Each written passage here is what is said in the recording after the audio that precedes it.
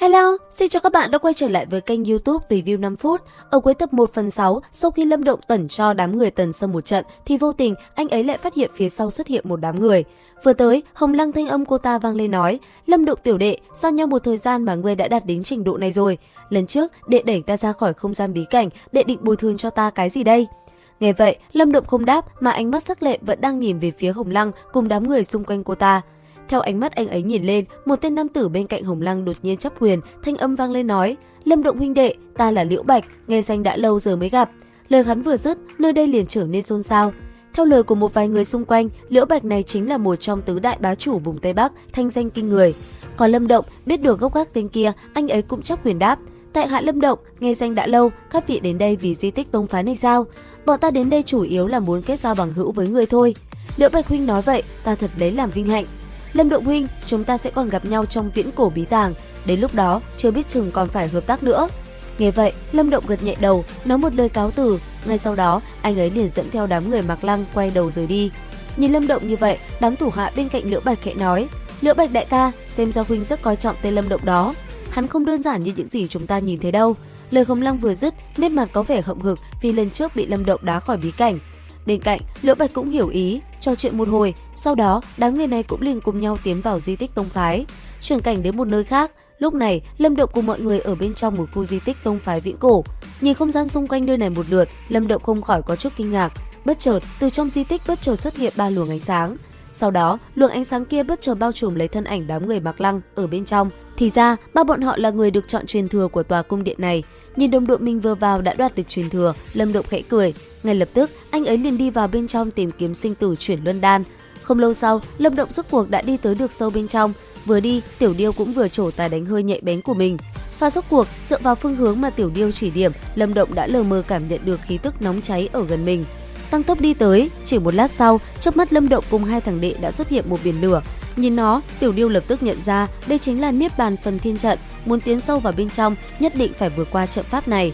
Thế nhưng, trận pháp này cũng không hề đơn giản. Nghe vậy, Lâm Động gật đầu, ngay lập tức anh ấy liền phóng đi, theo sau là Tiểu Viêm với cây thiết côn trong tay. Rất nhanh, dùng tinh thần lực bao bọc lấy mình và Tiểu Viêm, cả hai biến thành một luồng sáng xuyên qua biển lửa bay vào trong. Tuy nhiên đang đi, hai người bất chợt nhìn thấy hỏa lôi xuất hiện.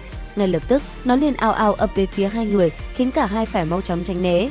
Cuối cùng, vẫn là phải dùng đến thôn phệ tổ phù để hấp thu năng lượng cuồng bạo kia. Nhân cơ hội đó, anh ấy và Tiểu Viêm cũng mau chóng vượt qua hỏa lôi. Tuy nhiên, nguy hiểm vẫn chưa hết, đi được một đoạn thì Lâm Động dừng lại, bởi vì trước mắt anh ấy là một đốm lửa màu đen. Thứ này chính là Niết Bàn Ma Viêm, chỉ cần để nó chạm nhẹ là cơ thể liền tan biến. Mặc dù vậy, nếu lấy được nó, vậy thì sẽ cực kỳ có lợi. Bởi thế, sau một hồi được Tiểu Điêu giải thích, Lâm Động liền động thân. Ngay lập tức, anh ấy liền lấy thạch phù dụ ngọn lửa kia tới.